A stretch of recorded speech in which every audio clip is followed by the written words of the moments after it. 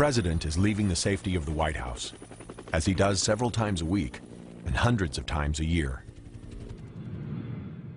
But a presidential trip is never routine. Any visit outside the White House requires hundreds of people, thousands of hours, and enough communication and security equipment to outfit an army. Since the president travels constantly, the Secret Service is always a step ahead, preparing, what they call advancing, several sites at a time. This team is advancing Baton Rouge, while other teams are on the ground advancing sites in Texas, Connecticut, Pennsylvania, and Ohio. Everywhere the president goes, the security bubble goes too. Every trip the president makes is a challenge. And for us, it's game day every time he leaves the White House property. It's our Super Bowl. The Secret Service has 5 days to secure this site, the arena at Louisiana State University, where President Bush will deliver the commencement address. For the advanced team, it's a challenging site to control, with over 14,000 seats and more than 100 entrances. The protective measures start at the arena, but will expand outwards to include the university and even hundreds of miles beyond the city of Baton Rouge. The preparation is mind-boggling. The security advance begins here with Kim Tate, special agent in charge of the New Orleans field office. The key to success at any location is working hand in hand with the state and local police. Many agents started as cops, so they speak the same language. Good morning. Thank you for coming. I'm pleased to find myself in a room filled with seasoned professionals. I'm Kim Tate. They discuss every aspect of the trip, assess every danger.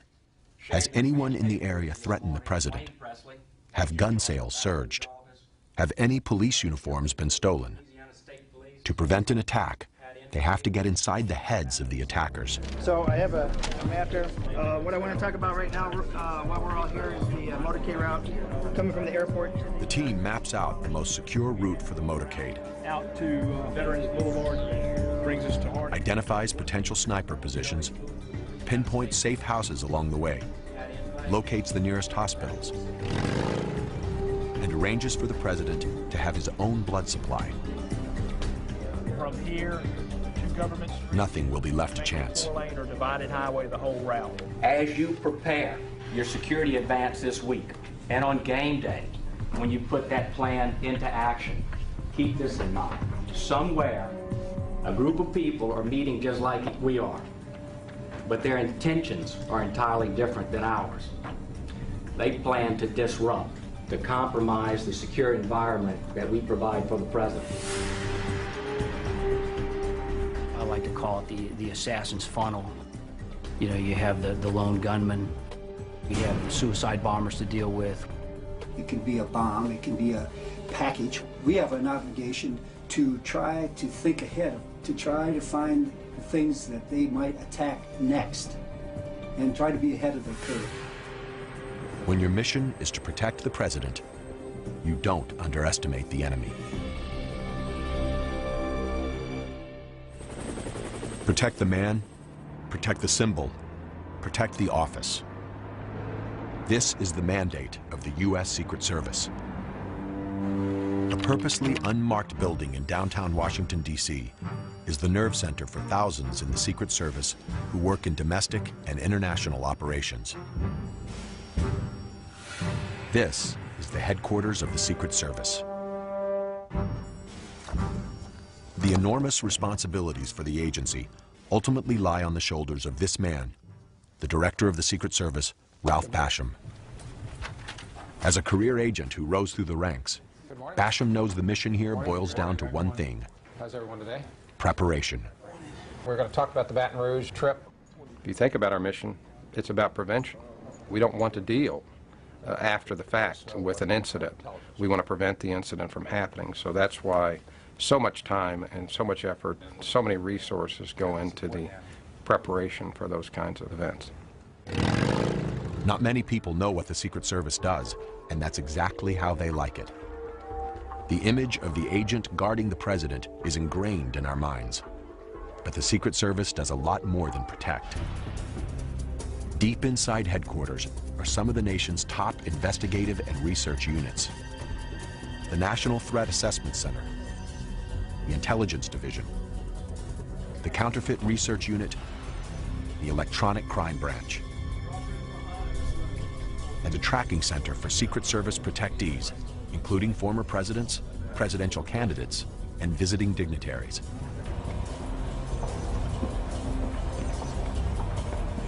And then there's a room that hums with information so sensitive that its location can never be revealed.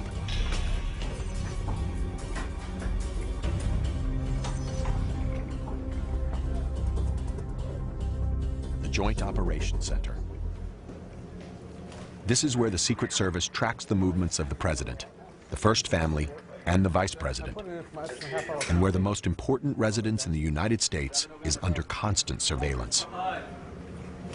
Every entrance, every approach, even the air around the White House is monitored 24 hours a day.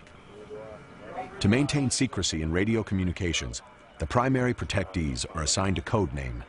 In the past, President Bush was known as Tumbler and Trailblazer. But as soon as the media learns the code, it changes. They say in the Secret Service, unless you're paranoid, you're usually not successful. There are regular, daily, ongoing threats of a president. That threat always looms. It doesn't go away. The chilling fact is that someone has always wanted to kill the president. In 1835, President Andrew Jackson's life was spared when shots from a madman's guns misfired. Abraham Lincoln was shot and killed at a theater. James Garfield was killed by an insane man at a train station. Despite the attacks, Americans were reluctant to authorize protection. The very idea of a presidential guard reeked of monarchy and seemed undemocratic. But at the turn of the century, shortly after President William McKinley was assassinated by an anarchist, Congress finally charged the Secret Service with presidential protection. Even then, their authorization had to be renewed annually. 50 years later, a brutal gun battle in front of the president's house settled the question of permanent protection once and for all.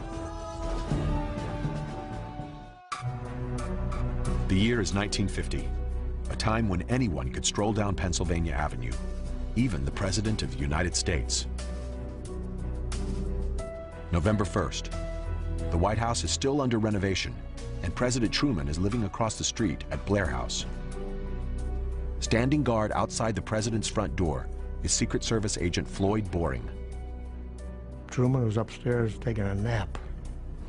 Every day after lunch, he napped. And then he got up, got himself ready to go back to work. 2:15 p.m. Two men approach the front steps. Oscar Callazo, a Puerto Rican nationalist, approaches from the east. Rogelio Torsola approaches from the west. A man came to the front of the Blair House, and he pulled out a gun. Boring opens fire, driving him away from the front door. At the same moment, the second assailant opens fire at the guardhouse, hitting Secret Service Private Leslie Kofelt. Kofelt, badly wounded, struggles to his feet, takes aim, and shoots the second assailant. Torsello had been shot through the ears, right one ear right out the other. They died right on the spot. 27 shots were fired during the violent gun battle. 3 hit Leslie Kofelt. He died later that night, the first Secret Service officer to be killed by an assassin. Outraged by the brazen daylight attack, Congress sent President Truman a bill that would give him permanent protection.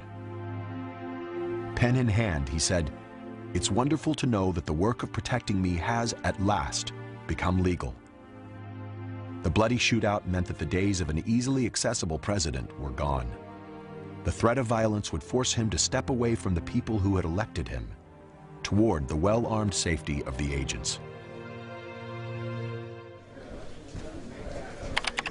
It's T-4, 4 days until the president arrives. The Secret Service advance team sets up a command center in an undisclosed hotel suite. The room is completely transformed. The beds are removed. Secure phones are brought in. There will be no room service, and the room will not be cleaned. We'll just play with it. Right. You can make almost, we'll tweak it. Thank you. We're going to have 5,200 people coming in. I'll just ask for all the information to be finalized for tomorrow.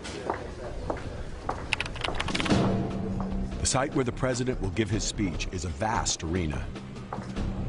Site advance agent Lawrence Tucker and supervisor Tom McCarthy go over the security plans. We're looking at approximately between 13,000 and 14,000 people in here on the ground level and on up. Only through the eyes of a Secret Service agent can an empty arena seem so ominous. A monster at 74,000 square feet. Where could the threat come from? So where is that? Assailants could slip in through any of the 130 entrances, pose as a graduate in any of the 14,000 seats. And mags are going to be set up on the far end? The mags will be set up on this end, sir. A sniper could hide in the catwalks above or in air ducts in the floor below. 5 or 6 posts on top and 2 on the catwalk. Potted plants could conceal bombs. So could seat pads on the 850 chairs on the floor. The task is daunting. Sounds good. This is a pretty huge undertaking. You're going to have, over 13,000 people in this venue.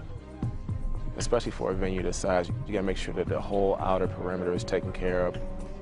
Everybody has to be on the same sheet of music.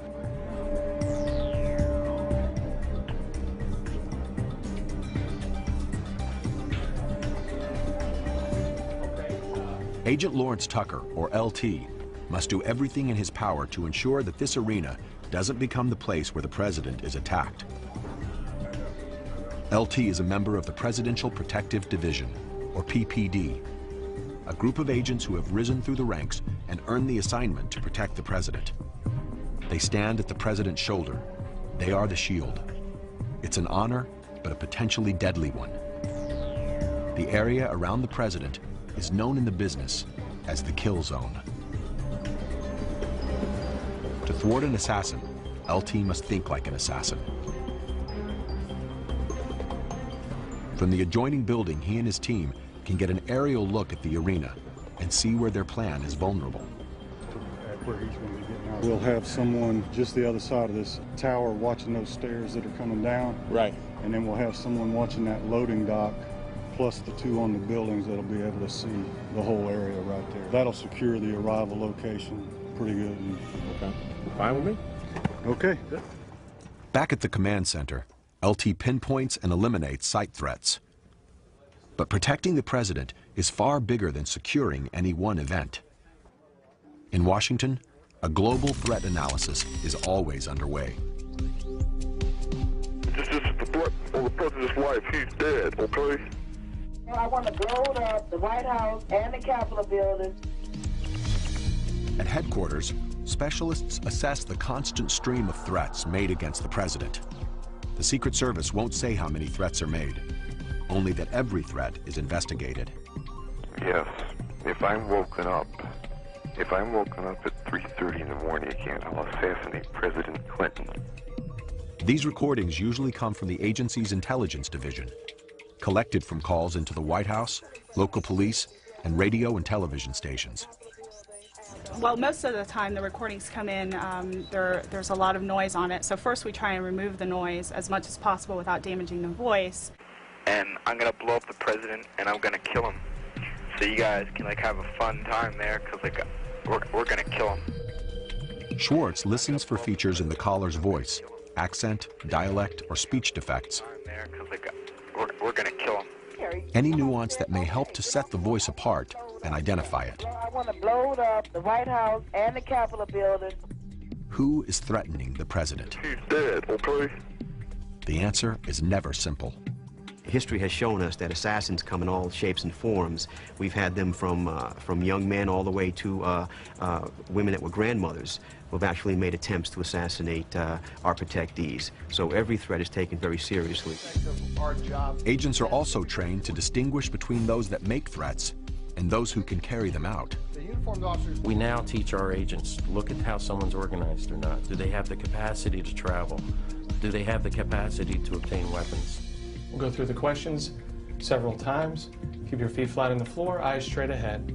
If an agent thinks someone is dangerous and may bring them in for questioning. Did you write any of those threatening letters? No. Did you plan with anybody to kill the President of the United States? No. Virtually every letter contains some traceable clue. We refer to ourselves as CSI without the commercials. It's almost impossible to threaten the President in a letter and remain anonymous. Through an amazing array of techniques, the Secret Service will eventually hunt you down. The Forensic Information System for Handwriting, or FISH, is a database filled with thousands of threat letters.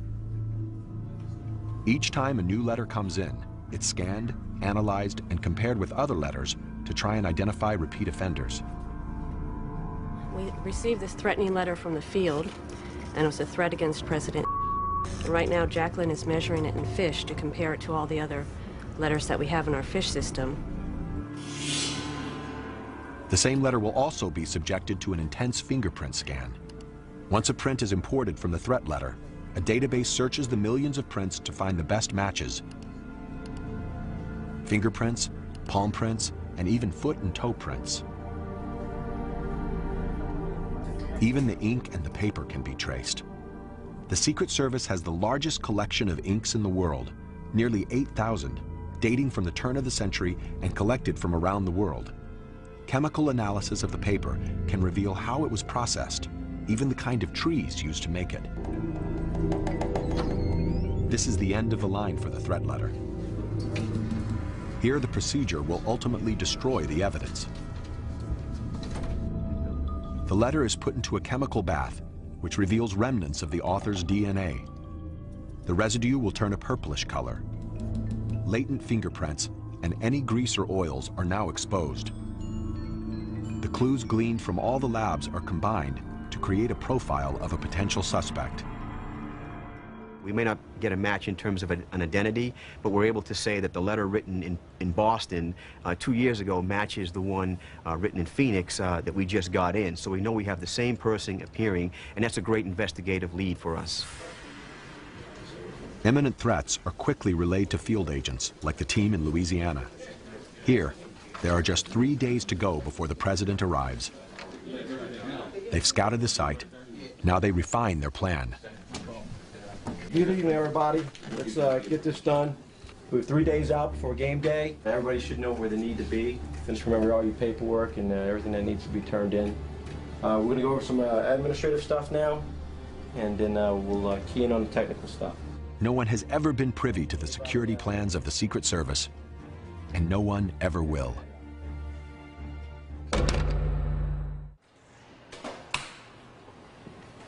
Protecting the President has always been difficult. In 2001, events conspired to dramatically increase the danger.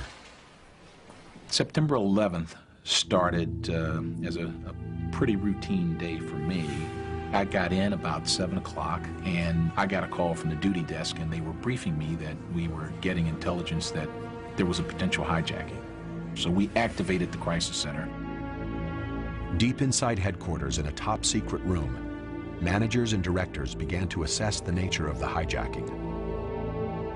The first plane hit, I believe, the north towers of the World Trade Center at about 8:45. I thought and hoped that it was an accident, but when the second one hit, we knew that it wasn't. To some agents, it seemed that someone was trying to decapitate the U.S. government. We activated our continuity of government plan, and we deployed agents to locate and remain with anyone in the line of succession. Secret Service protection now extended to the Speaker of the House, the President pro tempore of the Senate, and the Secretary of State. One of the first things we do, obviously, is to locate all of our protectees from the President on down. Not only for the President and the Vice President, but for their families, for former presidents, for foreign dignitaries or heads of state who may be in this country. What's important for us is that we have a plan. If you don't have a plan, the game's over before you begin. In a state of emergency, the Secret Service's plan is to get every protectee to a secure site. We got calls that there appeared to be a plane headed for the White House, and we had immediately called the Vice President's detail. There was no time for chit-chat, no time for, will you come with us? I mean, they just took him. Vice President Cheney said, "My feet never touched the floor." Meanwhile, the president wanted to get back to Washington. We agreed that coming back to Washington was not a good decision. So there was discussion on Air Force One between the agent in charge, the president, the vice president, the director of the Secret Service was involved in several conversations, and the National Security Advisor as to what actions would take place. With Washington and New York in a state of chaos, the Secret Service put the president aboard Air Force One, the one place where they controlled all the variables. There was a very deliberate mood in here. There was a lot of determination and focus on the part of everyone in here to do their job, something that we had trained for and planned for, but had hoped would never happen. And we were watching on television as the towers collapsed.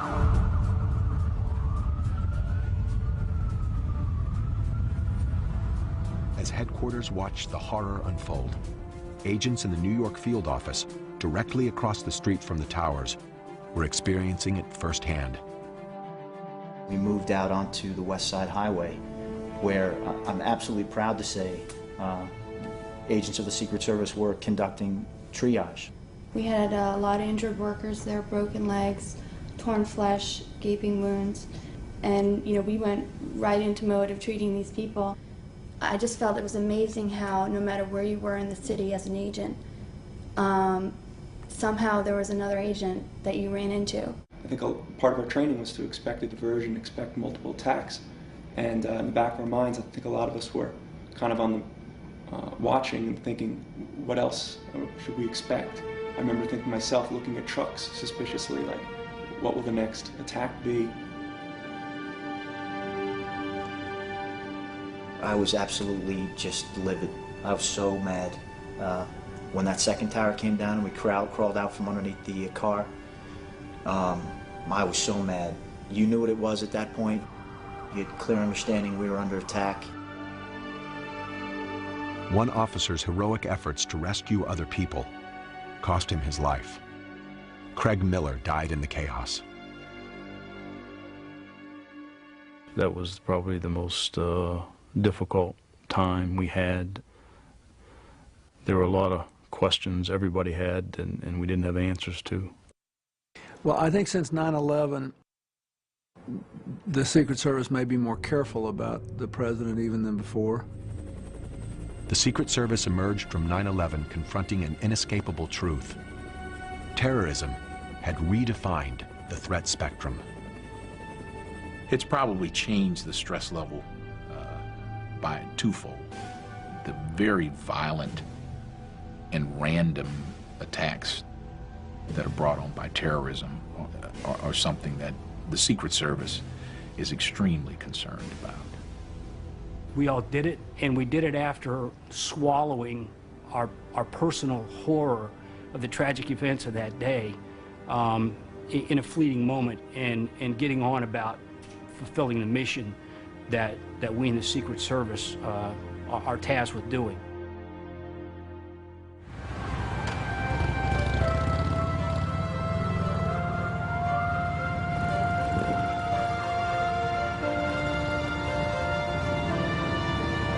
The presidential motorcade is on the move.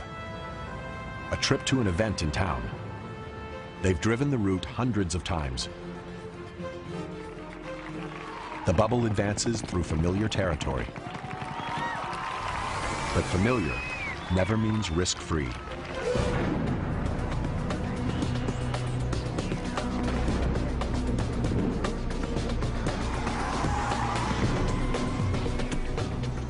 Welcome to Beltsville, Maryland, training grounds for the Secret Service. Here, agents and officers learn to handle disasters by experiencing them again and again. car bombs, snipers, gas and chemical attacks. A chilling variety of assassination attempts are launched against the agents in training. There may be instincts that all of us are born with to move away from danger versus moving toward it. One of the things that the Secret Service does through its training programs is take that out of you. You're hearing shots go off, shots be fired, and you're still responding to the problem, not running away from it. Thick forest surrounds the Beltsville compound, making it invisible from the road. But inside, it feels and sounds like a Hollywood backlot. There's a tactical village with a main street and building facades to scale. And half of Air Force One. This is where Secret Service agents come to prepare mentally and physically for the worst. Okay, guys, obviously we've given you the worst case scenarios in our training here today. Hopefully you'll be able to respond without thinking, so in the real world, if the extreme happens, you'll be able to do it and be successful. It's a type of agency that takes perhaps a type A personality, type A squared. They are mostly very measured people, very under control of their emotions at times of stress. Smart, very meticulous planners. Through training, through a mindset, through a conditioning, be prepared to step up when the time comes. The culture is not the biggest and the strongest that come to the table. It's the swiftest and the smartest that come to the table. Every agent learns how to take down a potential assassin, how to fall out of a moving car, to treat for shock and for bullet wounds. They endlessly repeat hundreds of maneuvers to create a Pavlovian response, a muscle memory, the right reaction to a situation the agents hope will never happen.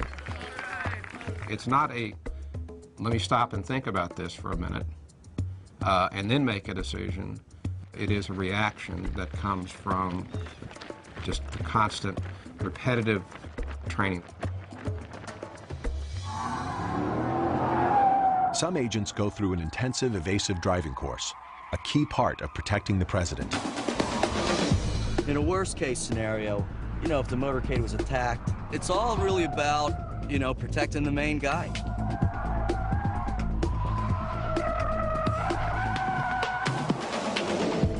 These agents are practicing the J-turn, a tire-screeching pivot with a tight stop and an immediate change in direction.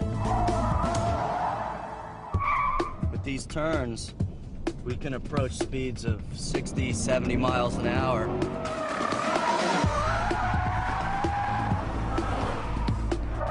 They practice in Camaros, but they'll use their skills on the real thing, Suburbans and limos that weigh much more. Well, they call me Super Dave. They think I'm a little crazy out here. I like to go as fast as the car can go all the time. And I'll be the guy that experiments. Like, if they want to experiment with something, I'm all for trying it. Muzzle straight up, 2 hands on the weapon. For agents who work closest to a protectee, training is even more intense and demanding. Their standard weapon is a .357 semi-automatic pistol. Other weapons of choice include the M16 and the mp4 submachine gun. Shooters will be your final facing. Shooting side. The Secret Service requires each agent to qualify with a firearm every month. Because they may be called upon to open fire in a crowd or from a moving vehicle, agents must learn rapid, accurate firing. And the training never stops. Agents on presidential details must return to sharpen their skills 2 weeks out of every 8. Worthy of trust and confidence, commitment and dedication, attention to detail. And that is instilled from the first day that an agent becomes a member of the organization. You plan for the unexpected because, you know, you only get one shot. Either you're trusted or you're not. In a basement garage in New York, a different kind of training is underway. These agents are preparing not to protect the president, but to protect the lifeblood of our economy, the U.S. currency. There's a good possibility that we encounter these 2 guys today, that they're packing as well. Everybody wear your vest. Vests are not an option, all right? 2 weeks ago, agents in the New York office broke up a ring of Eastern European counterfeiters. Today, the Secret Service squad is heading out to recreate the bust for training purposes. Most people don't know that more than half of the entire Secret Service staff is dedicated to investigating counterfeit currency and electronic fraud. I think a lot of it has to do with the fact that the public doesn't really know what we do. I think they're under the premise that we all fly around in capes and that we're bulletproof and that we're part of some secret association with a secret handshake. When you think of the Secret Service, you think of protecting the president and the vice president, and no one realizes that we do a lot more. The Secret Service was created in 1865 to stop counterfeiters. At the end of the Civil War, counterfeit money was so rampant that it posed a serious threat to the nation's banking system. As much as 1/2 of the nation's money supply was fake. The Secret Service's mission was to restore public confidence in the country's money. The work was considered so sensitive, the identity of the agents was kept completely secret, and a name with an instant mystique was born.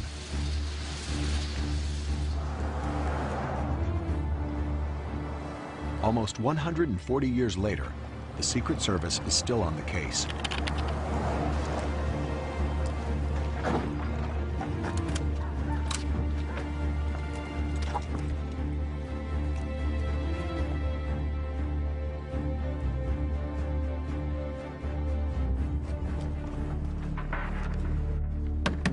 Police with a search warrant, open up! Police, open up! Please, get down, clear, come square. When the agents broke through the door 2 weeks ago, the counterfeiters had left the site and the cash. Oh yeah, that's the money.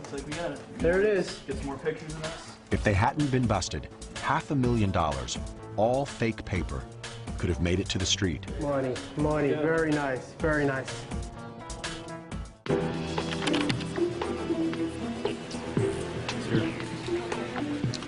The field agents send the suspect money back to the lab in Washington, where specialists will carefully scrutinize every bill.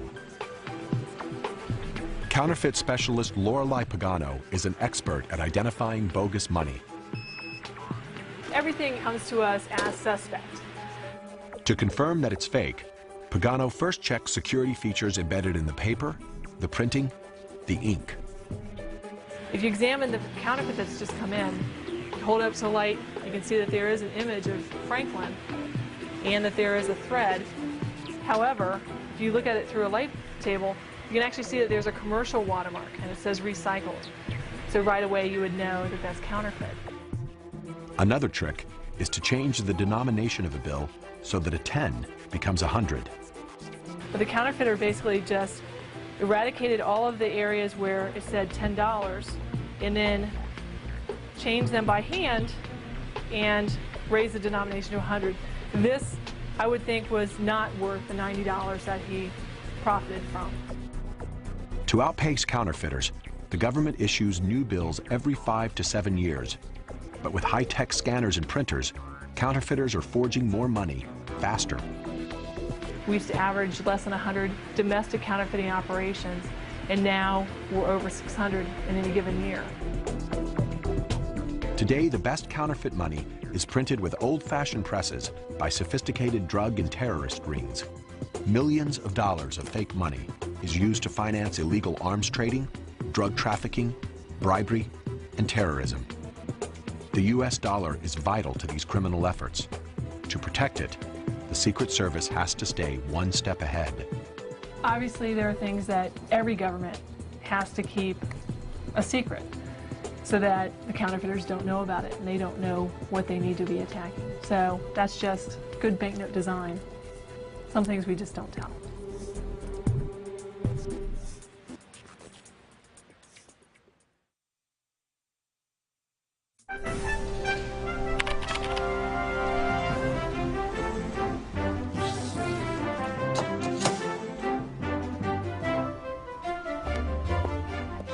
In an undisclosed location, Agent Ken Valentine cleans and polishes the president's car.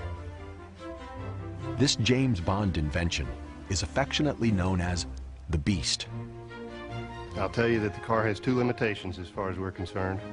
It doesn't fly and it doesn't float. The agents protect information about the car with the same tenacity that they protect the president. How thick are the doors on the car? The thickness of the doors is a matter that we're not prepared to discuss. What kind of armor does it have? Well, I'll tell you the armor is state of the art, but beyond that, I'm not at liberty to discuss the armor or the capabilities of the armor. Is it bomb-proof? Is it bulletproof?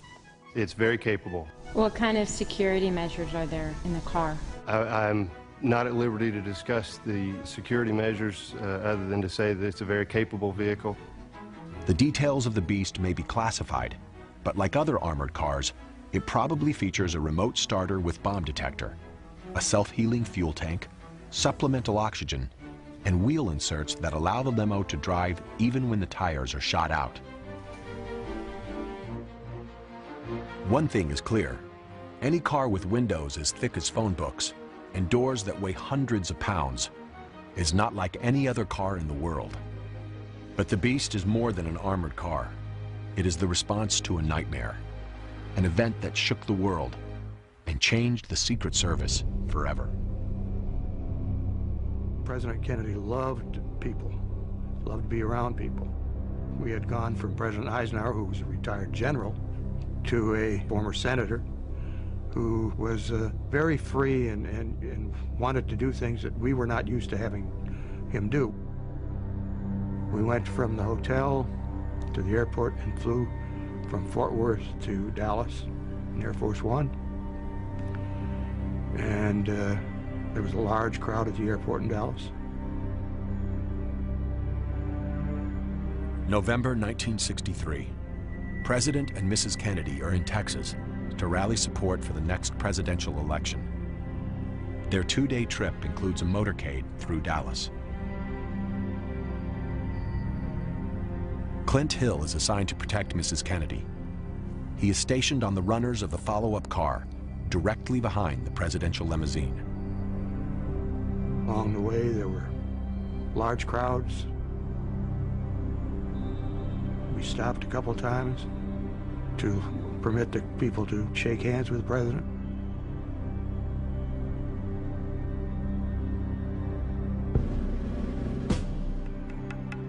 When we got into the central part of Dallas, the crowds were larger.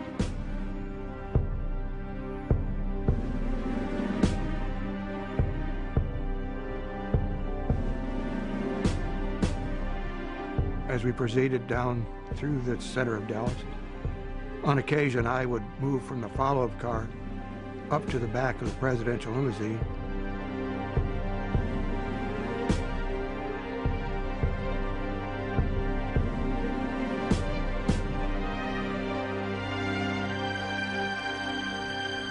Shortly after we got into that turn and started on that street, I heard a sound.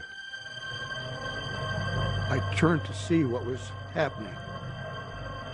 I knew something was wrong.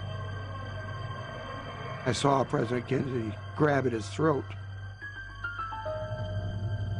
Before I could get to the presidential limousine, another shot had been fired and hit President Kennedy in the head. About that time, I reached the back of the limousine and tried to get on. I had to run 3 or 4 more steps before I could get up. By that time, Mrs. Kennedy had come out onto the trunk and was seeing, it appeared to me to be searching for something or trying to retrieve something. But I got up on the back of the car and placed her back in the seat. The president at that time, his slipped down into her lap, and I could see the back of his head, and there was a gaping hole above his right ear, about the size of my palm. And there was white brain matter and red blood throughout the entire car. The car jolted forward, and we sped off to Parkland Hospital.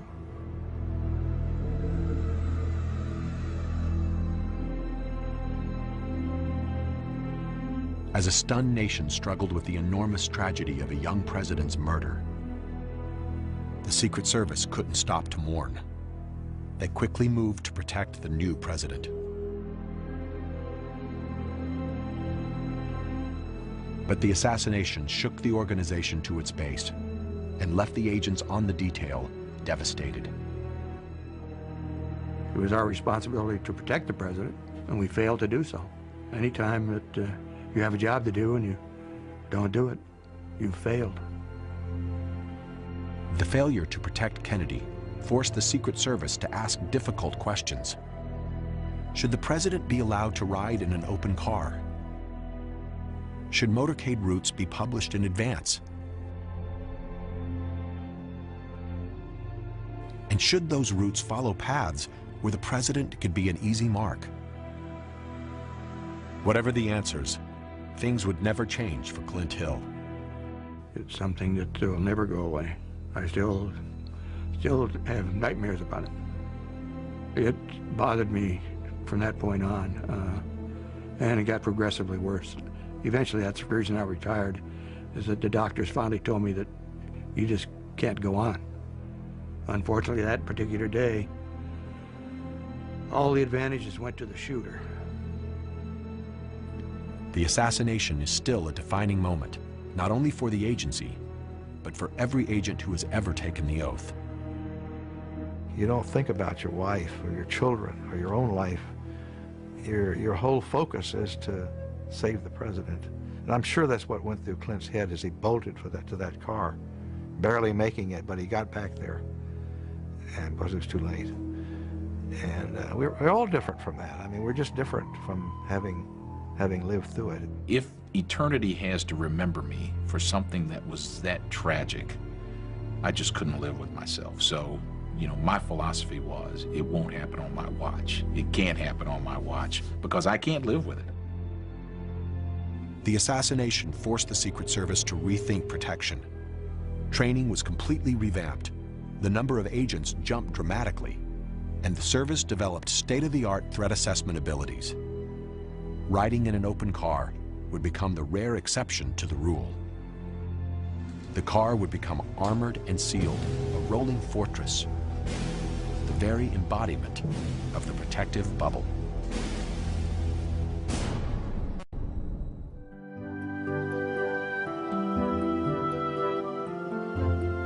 The public persona of the U.S. president is that of an everyman. We see him leaving his house, waving before he goes off to work. He seems to do many of the things that we do. He doesn't rule from a palace or an ivory tower. He isn't surrounded by a presidential guard. He appears to move about freely. But he is only free within the bubble, and even there he is constantly covered. When the president crosses the White House lawn, Secret Service counter-snipers are poised on the rooftops. The emergency response team is concealed in the bushes. The Secret Service's Uniform Division has a highly visible presence patrolling and guarding every access point. Together, these protective units maintain a nearly impenetrable cordon around the White House. Outside the White House, the risks increase. So do potential conflicts between White House staff and the Secret Service.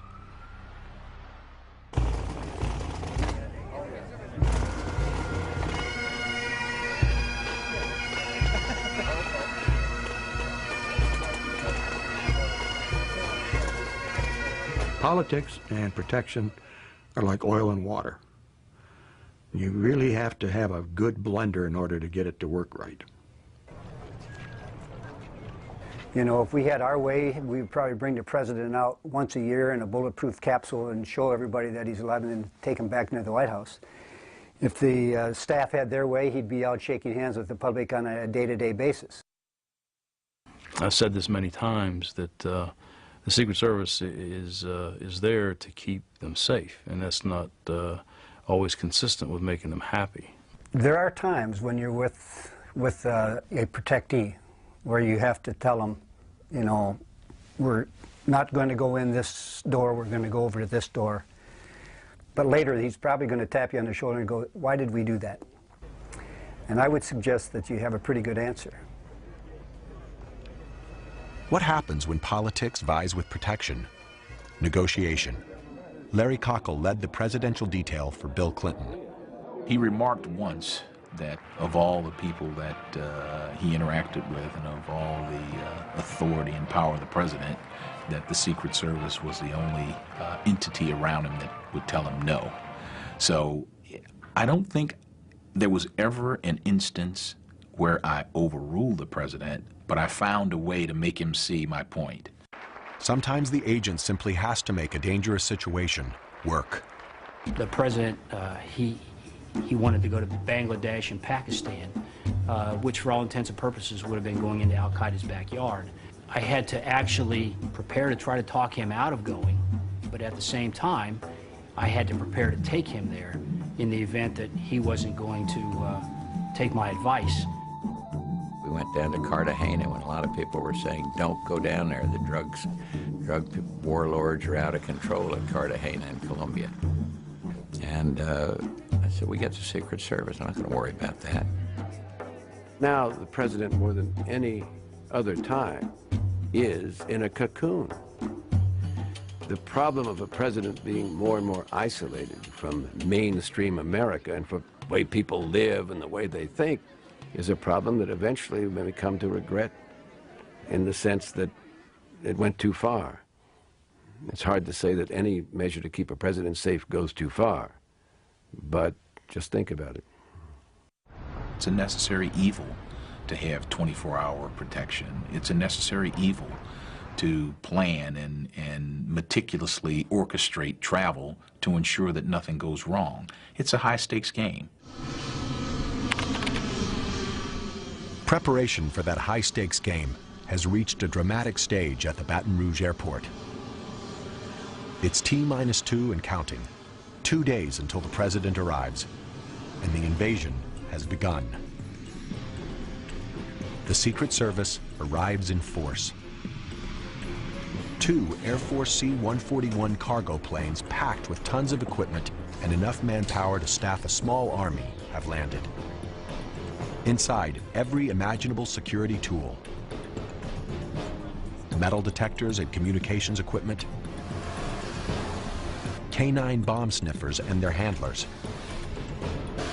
Armored motorcade cars. Some of these cases may contain a variety of weapons, but the Secret Service will neither confirm nor deny this. And out of the belly of the plane comes the beast.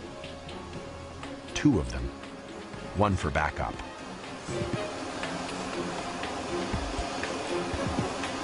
The Secret Service team expands to include counter-sniper and counter-assault teams, technicians and support staff, drivers and spotters, doubling the number of agents and officers on the ground. Secret Service strategy is to meet any threat with overwhelming force. Prior to the arrival, the motorcade is going to stage in this general area over here. Supervising Agent Tom McCarthy begins to nail down the security plan at the airport location. The president's going to depart off the plane, meet his greeters at the bottom of the steps. When we travel with the president around the world, we have to be sure that he is as safe anywhere in this country or anywhere in this world as he would be at the White House. We bring this bubble and we make sure that he's safe. The scope of presidential protection is unlike anything else. But one other person whose protection approaches this level is the presidential candidate. Candidates had always lived outside the bubble until a deadly attack in 1968. American troops and American Marines. June 5th, 1968. Presidential candidate Robert F. Kennedy has just pulled off a dramatic primary victory in California. As he leaves the hotel through a jubilant, uncontrolled crowd, a Palestinian student, Sirhan Sirhan, steps forward and fires 7 shots at point-blank range.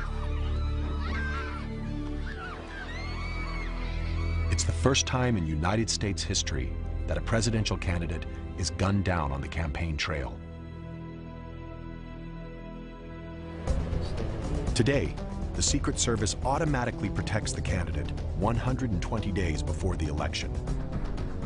For candidate John Kerry, it's his first time inside the protective bubble. You don't notice it, except if you have to just walk to the drugstore or go do something totally normal. It's, I guess, just part of the business. It does feel a little bit restrictive, but you know that they're there because it's a dangerous world, and they're there to protect you. For the agents, the stark memory of Robert Kennedy's assassination is a constant reminder of the dangers that may lie ahead. I think there's a number of incidents that keep us motivated when we go out on the campaign trail. Going back to President Kennedy's assassination, also the candidate Kennedy's assassination. Those things keep us motivated and keep us on top of our game, even in the long, trying days of the campaign. Though the protection isn't quite presidential, it's still intense, because the risks are just as high. This is a unique visit today in Davenport, Iowa, because the president is visiting here simultaneously with Senator Kerry. What happens when not one, but two Secret Service bubbles hit the same town at once? In Davenport, local authorities were stretched, and local bank robbers had a field day, knocking off 3 banks. The whole point of the campaign for any candidate is to connect with the crowd. The agents have to balance the candidate's desire to be in the crowd with the safety measures needed to keep him alive. During his speech, Kerry appears to be out in the open with no visible barrier, but the platform is surrounded by bulletproof armor. What the crowd sees is a campaign banner. Agents take positions at the sides of the stage, and a Suburban stands by to whisk Kerry away if there's trouble. But the candidate can't worry about trouble. He has to work the crowd, and often the only thing between him and the crowd is the agent. Every protectee is different. They have their own mannerisms and expectations, and we're able to adapt to those and adapt the security methodology around that. In the months leading up to the election, the Secret Service must adapt to Kerry's style, and Kerry must learn to live in the shadow of protection. I spend a lot of time on rope lines. I talk to people. I dive into the crowd. If you want to meet with people and you want to go out and get in a room and have them ask you questions, there's every way in the world to do it. I do it every day. But Kerry is not the only one adapting to full-time security. His family has to adjust too. The whole thing is an intrusion on their lives. It's hard. I mean, we all sat down and I asked them. I didn't do it just, you know, willy-nilly. And there are different attitudes among different members of the family about it. And I think everybody's sort of accepted that even though it is an intrusion, they're willing to do it. If the candidate is elected to office, he must take what comes with it, and so does his family. When Dad became president in August, all of a sudden, you know, like, boom, our life changed overnight. And I remember the first moment the head of my detail came up to me, and he came up and he said, listen, I know this is a big transformation for you. We're not here to be your parents. We're not here to tell you what to do, what not to do. We're here to make sure you don't get kidnapped, shot, killed, held for ransom. Mrs. Clinton received numerous death threats. We had some person who basically was, I think, stalking Chelsea Clinton. These incidents were never reported and never talked about, and we never let this information out. It was not our job to discuss it. There were special times when the president and Chelsea were together, when it was really important that Chelsea not experience this very heavy security presence. So those times we would give him space. They were really good about trying to be flexible. Sometimes Chelsea and I would walk downtown in Washington and go to a bookstore or something like that. But I tried to give them enough notice so that they could prepare. I felt that on occasion, giving into the security requirements did isolate me from the public. after a man with an assault weapon shot up the White House. The Secret Service asked me to stop running on the mall. So I did, but I hated it. You know, it was my one sort of daily contact with ordinary citizens. There are times when life inside the bubble is claustrophobic. There's not a whole lot of privacy for a president or a first lady. You see them in every situation they're in. You see them when they get up in the morning, when they go to bed at night. You see them when they're happy, you see them when they're sad. So you see them under every situation possible.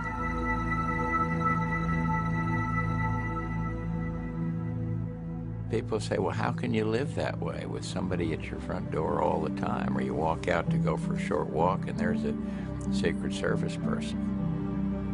It can be annoying from time to time to have people following you literally every step during the day.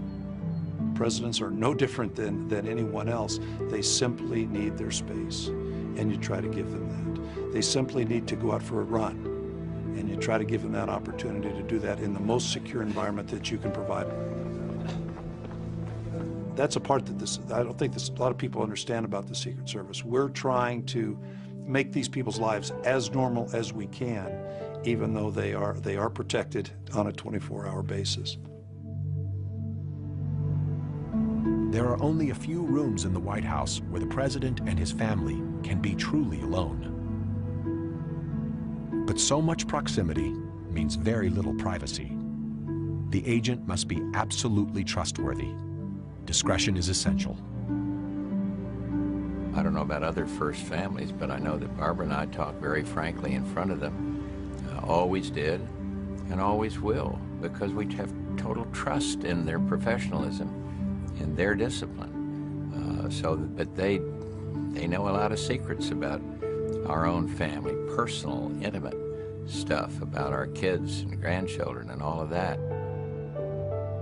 The Secret Service is in the front seat of the car when the president's riding with people, talking about anything from national security to sensitive political matters to, you know, personal family matters. What you hear and what you see, if they're of a personal nature, if they're of a national security nature, has to stay with you. In 1998, the issue of agent confidentiality was put to the test. Independent counsel Ken Starr subpoenaed several Secret Service agents and officers, including lead agent Larry Cockle, to question him about President Clinton's affair.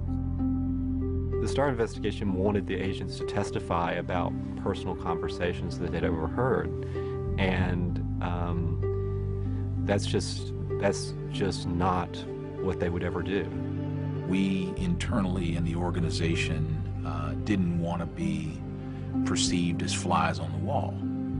I've been present when sensitive family issues were discussed, and as much as possible, I didn't want to hear. I didn't want to know. I felt awkward being present, but I knew my presence was compelled by law. The Secret Service contended that requiring testimony from their agents and officers about the very people they protected compromised the essential trust necessary to keep them safe. And we felt very strongly that our agents shouldn't have been summoned to testify in that grand jury. We still don't think it's correct. We argued that all the way to the Supreme Court. But the Supreme Court ruled that the Secret Service was not immune to subpoena power, and ultimately, Agent Larry Cockle and the others were compelled to testify. It was one of the few times in history that the Secret Service was forced to violate the unwritten code of confidentiality that is their trademark. A difficult job just got tougher.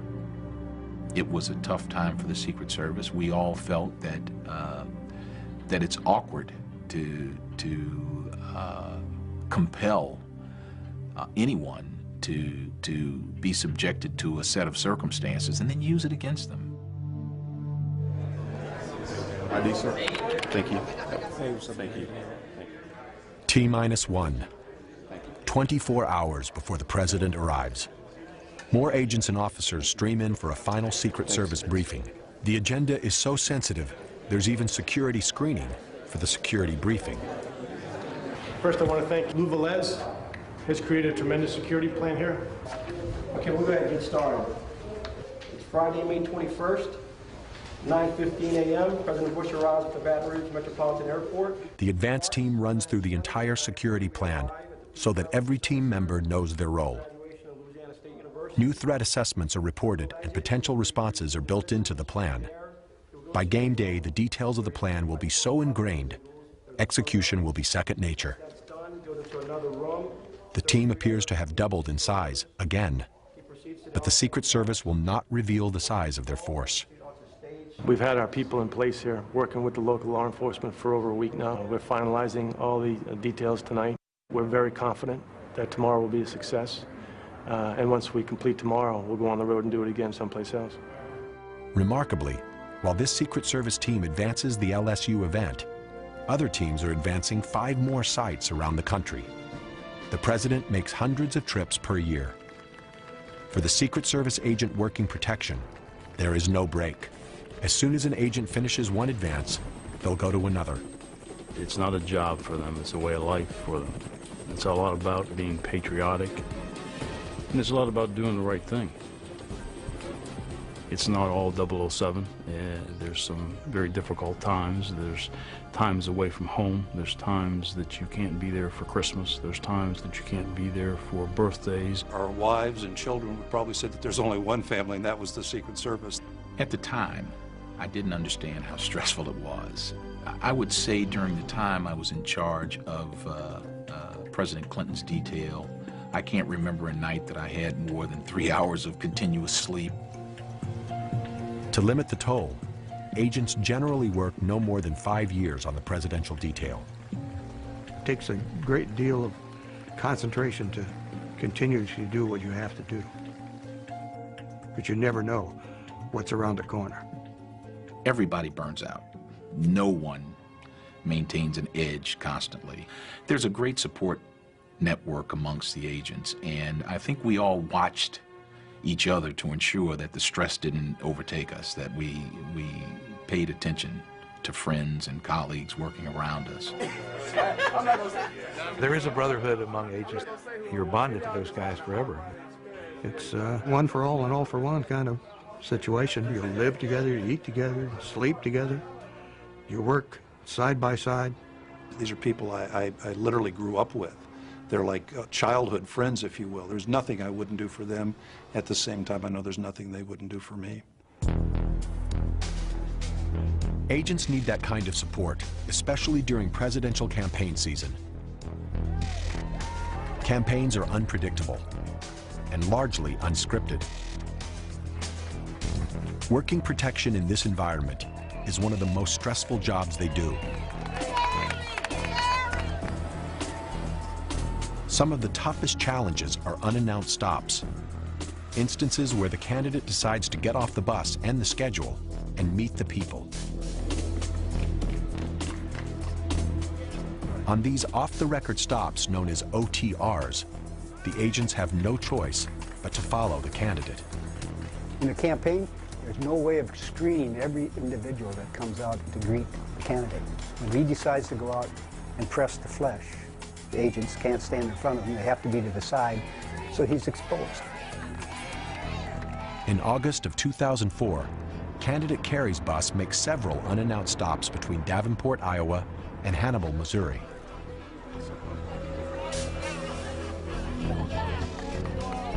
With one stop after another, keeping a constant watch can become mind-numbing. You work around complacency by keeping your focus, keeping your eye on the ball. We trained agents to understand that the things that might seem mundane or routine could very quickly turn to tragic or challenging. You have to maintain that focus, and there can be no distraction, and that all comes down to discipline. We pride ourselves on anticipating potentially anything that could occur and then preparing for it. Hold them on the other side of the question table. You can't drop your guard. You can't stop looking. Sir, take your hands out of your pockets. At every location, the Secret Service will ask people to show their hands to make sure no weapons are concealed. To the agents, even a pen is potentially dangerous. Sir, can you take your hands out of your pocket? Thank you. You know, you can scan a crowd quite rapidly and pick out somebody that's acting strange, dressed differently. You're looking for the unusual. Maybe just doing some strange thing that catches your attention. An unannounced stop is still something that is allowed. I don't know how the Secret Service could prevent it. But at that moment, the stress level goes way up. You never know who might be there. You never know what might happen. And you watch them, and they're looking at the hands, they're looking through the crowd. Nice to see you. Yes, yes, yes. Oh, your baby. And you just see it in their eyes, and you see it in their body movements. This is a high point of stress. This is the most dangerous point. September 5th, 1975. President Gerald Ford has just finished a speech and is on his way to the California State Capitol building. His motorcade is waiting. But it's a beautiful day. The Capitol building is just across a park, and President Ford spontaneously decides to walk. Agent Larry Buendorf is working on President Ford's protective detail. He walked out of the hotel, and there was a crowd that was across the park at the time that was cheering for him, and he decided to walk. So this creates a lot of tension within the agents themselves because we're now going into an environment that is not controlled. We don't like to do that. You got the media, they're running with their cameras. We're trying to watch the president, watch the crowd. People started shaking hands, and you know, sometimes they hold on too long, and so you're very busy trying to keep the crowd away, and there's so much going on. I'm shaking hands with a lot of people, and I noticed a lady in a very vivid red dress sort of walking with me as I was walking toward the Capitol. And all of a sudden, I went to shake hands. I see a hand coming up with a gun. And I'm thinking at the time, I'm going for this. And I step in front of the president. Squeaky Fromm, who was pulling back on the slide. I hit it, stopped the slide, pulled the gun away, pulled it up to my chest. She's screaming. I've got the gun, and I've got her, and I'm not letting go. So I just push her away from the president. The president's going one direction, I'm going the other direction. And she tries to run, and I pulled her back. She goes down on the ground. I pull out my cuffs, I cuff her. I yelled out to the agents. The agents covered him. They were gone. How could the agents have predicted that Lynette Squeaky Fromm, a member of the Manson family, would be waiting for the president on a route he wasn't certain to take? What she was doing in the park, who knows? What she's doing with a .45 strapped to her leg, who knows? But she decided at that moment to make a statement.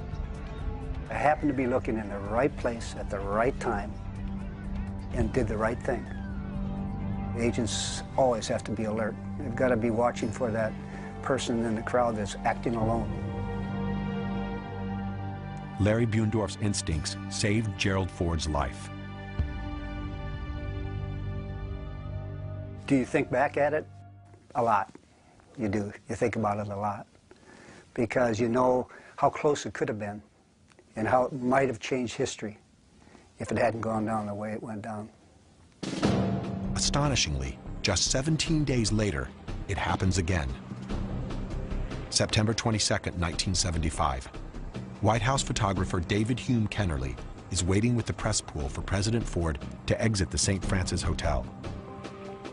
I went out and looked at this crowd on the other side of the street, and I just thought I got such a bad feeling from it, like this sense of dread, really. When President Ford came out of the St. Francis Hotel, I have a picture of him waving to the crowd. And then the shot was fired, and you could see him wincing. I was shot at by Sarah Jane Moore, who was across the street.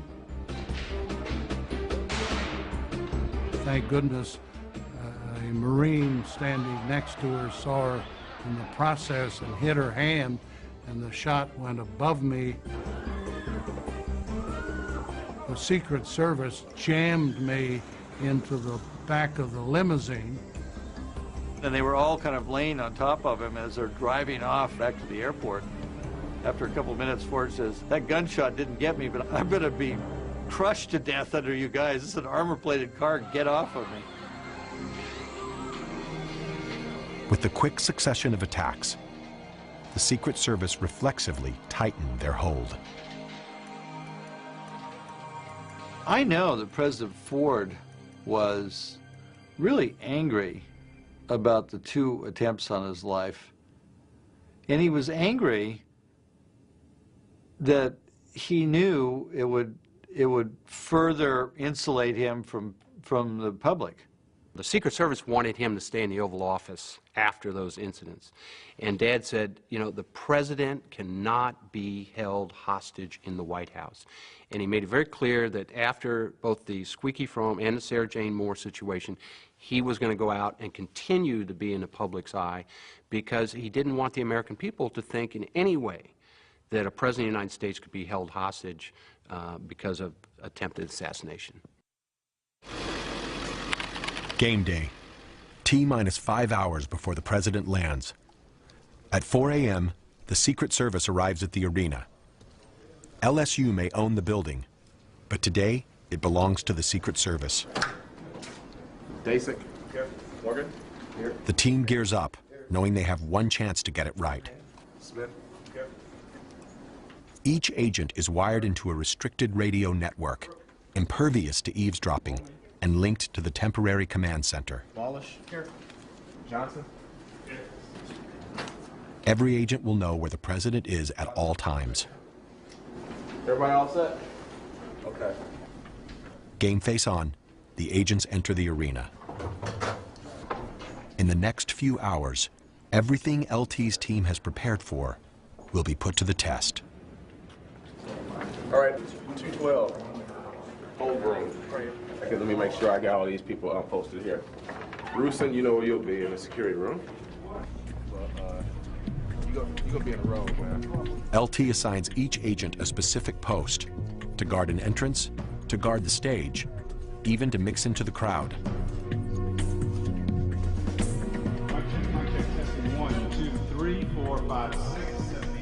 At T-minus 3 hours, the Secret Service hold on the arena begins to tighten. 1, 2, 3, 4, 5, 6. They now execute a comprehensive search for bombs and weapons, called a sweep. Ladies and gentlemen, the President of the United States.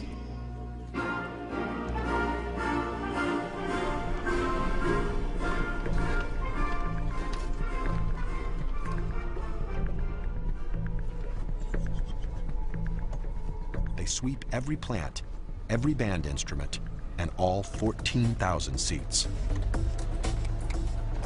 These Belgian Malinois are considered some of the best bomb detectors in the world. Their noses are 20 times more sensitive than ours. As these teams sweep the inside of the arena, other teams check the basement, the roof, and the area under the bleachers. Game day, ready to go. T-minus 2 hours. Once the building is swept, it's sealed off. No one will be allowed in without going through a metal detector first. Magnetometers and several officers guard each of the entrances. Tactical control of the building is theirs, for now. At the Baton Rouge airport, it's T-minus 90 minutes. The agents are busy taking control of this real estate, too. The president's private fuel supply is standing by. The Secret Service choreographs the movements of the press, the motorcade, well-wishers, and even the president himself. We're all going to come in here. The press is going to do a preset, get all their equipment swept, and then we're going to get them in one organized group over their designated press clean area. If any of them go out, it doesn't matter that they've been swept once, you get swept all over again. Set over to where the press is. Actually, what people can In 90 minutes, the team will shut down all movement on the airport. They call it lockdown. Sweeps are underway here, too. The K-9 team checks every vehicle, even the Baton Rouge Police Department motorcycles that'll accompany the motorcade.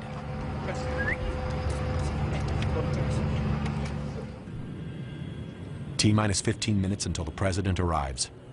The Secret Service counter-sniper team stands ready. At T-minus 5 minutes, the Baton Rouge airport is temporarily closed. Only Air Force One is clear to approach. On the ground, anything or anyone that moves will get immediate attention from the counter-sniper teams. Their measures may seem extreme, but the agents know that history has a violent way of repeating itself. It was a very routine trip from the White House to the Washington Hilton Hotel. The president gave a speech to the Building Trades Union. He left about 2:27 p.m. that day, and we were walking toward the car. When the president came out of the door and started to his limousine, and some of us began to shout at him. Remember the lady behind me saying, "Mr. Reagan, Mr. President." And just about 6 or 7 feet from the open door, I heard 2 quick shots and then 4 more.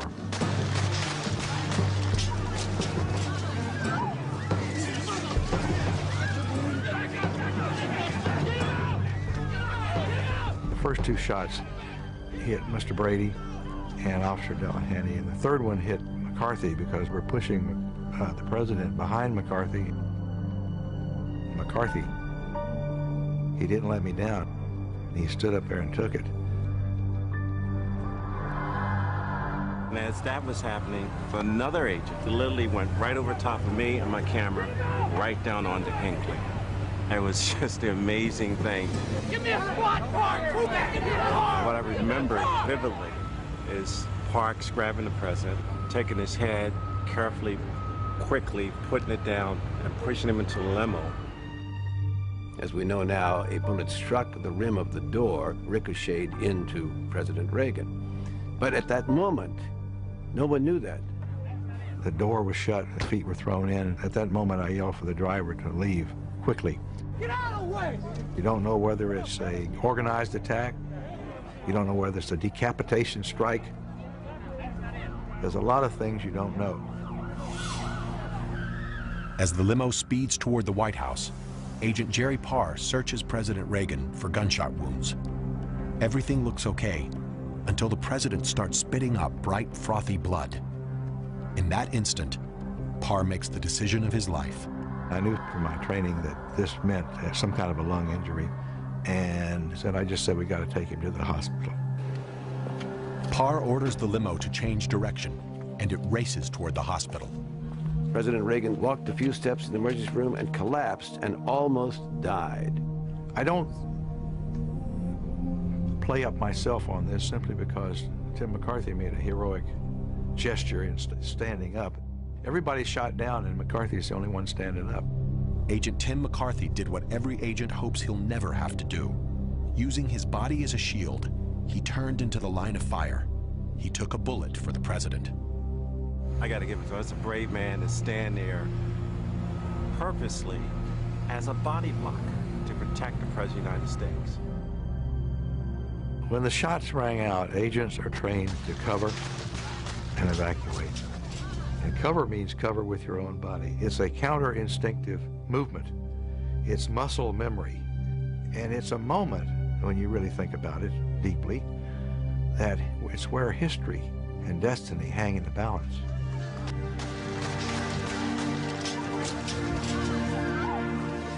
It's where all your training and truth come together in that one moment. Fortunately, no one died that day. The president, Agent McCarthy, and Officer Delahanty all recovered. But Reagan Press Secretary James Brady was severely wounded and permanently disabled. So what did the Secret Service do for Ronald Reagan that day? Well, they didn't prevent John Hinckley from shooting him. The rules were such that civilians, without having been checked by a magnetometer, could be right there on the line, and one of them had a gun. But once the shots came, they performed brilliantly. and they saved the president's life. The assassination attempt forced the Secret Service to ratchet up protective measures even more. They plan for the worst and hope for the best. That's what they do every time they take the president out. Prepare for the worst, hope for the best.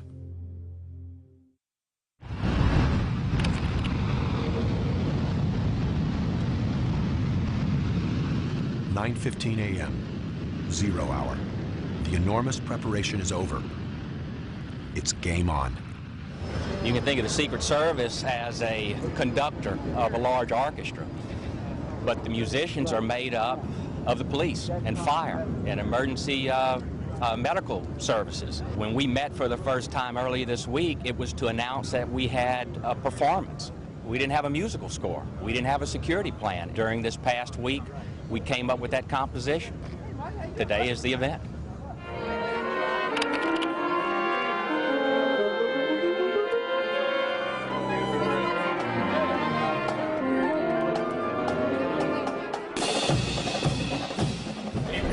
Cell phones, electronic devices, bags, and purses. Please place them here on the table. At the arena, the once-in-a-lifetime day for the graduates and their families begins with a thorough search. Thank you. Officers will screen every one of the thousands of participants. Pagers, keys, cell phones, and electronic devices. Please place them on the table. They scan intently for weapons, explosives, even remote control devices.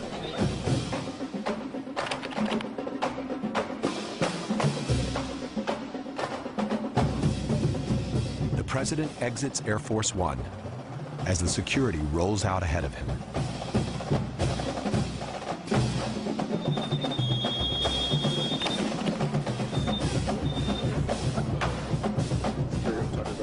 Secret Service agents and officers are literally everywhere. If they do their job well, the heavy security will feel invisible. The graduation will take center stage. They dress to blend in with the crowd, their suits tailored to conceal the weapon each one carries.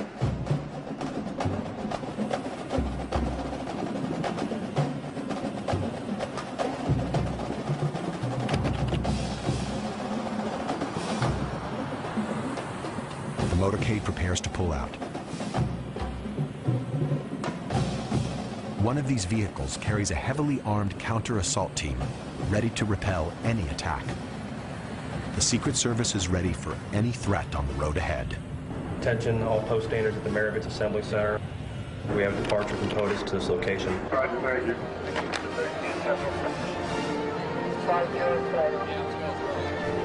POTUS, shorthand for President of the United States, is T-minus 10 minutes away.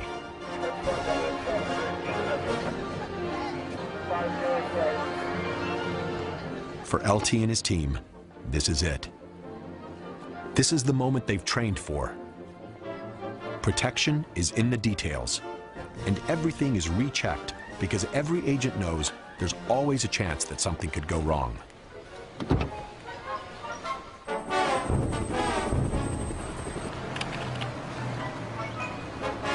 The beast arrives, right on schedule, to the minute.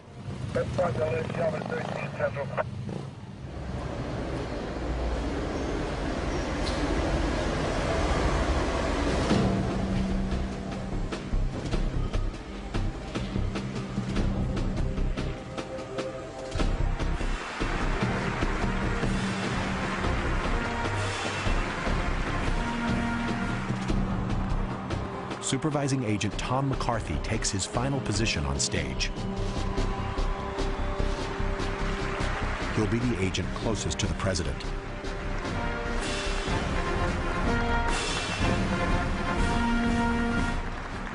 Ladies and gentlemen, the President of the United States.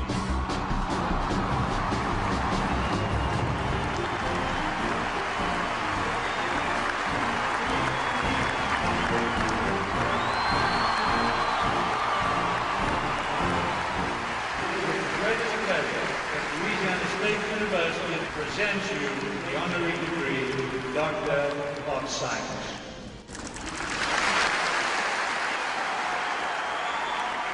Thank you all very much. I want to thank you for the warm welcome. I'm honored to be with you on graduation day. I speak with some authority here. I've seen how things can work out pretty well for a C student.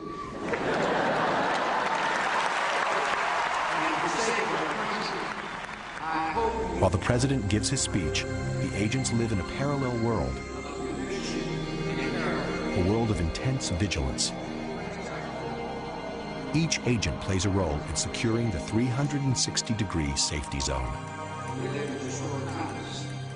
They scan for the individual who does not fit in, who is doing something different.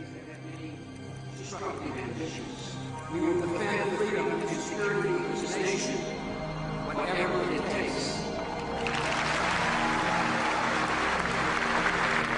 I see you as ideas of young Americans. I have confidence in you and your generation. I wish you all the best. Thank you for letting me share this today. I'm proud to be a member of your class. Congratulations.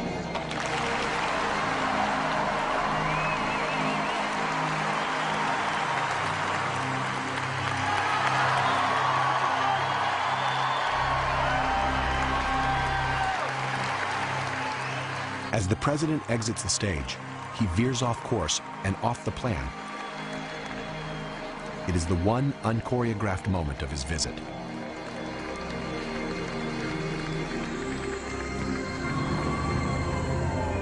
Then the ranks close, and he is in the cocoon again and on his way back to the airport. But for the agents, it still isn't over. On the tarmac, a crowd of 300 wait to see the president off. They look like a spontaneous group, but they are not. They have all been invited and screened. They are temporary guests inside the bubble. Sure.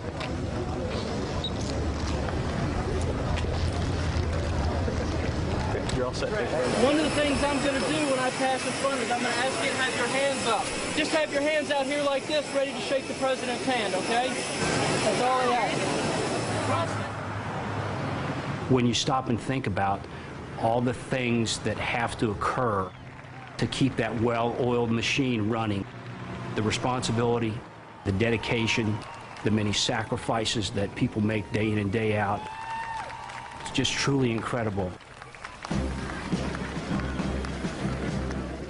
For the Secret Service, it was a good day. Nothing happened. The average agent is not going to go on to riches and fame and glory, having spent a good number of years of their lives putting their life on the line. Their reward is going to be basically the understanding they've done an important job for all of us in this country. They've done the job well. They can be proud of that. We should honor them. But they're not going to get rich. They're not going to be famous. They're just going to be ordinary Americans. The visit has involved thousands of man-hours, weeks of coordination, hundreds of people, tons of equipment, and no small amount of stress. The president has been on the ground for 80 minutes. The Secret Service will move on, advancing the next locations, keeping the web of protection spun out ahead of the president so he can keep his public persona, so he can do his job.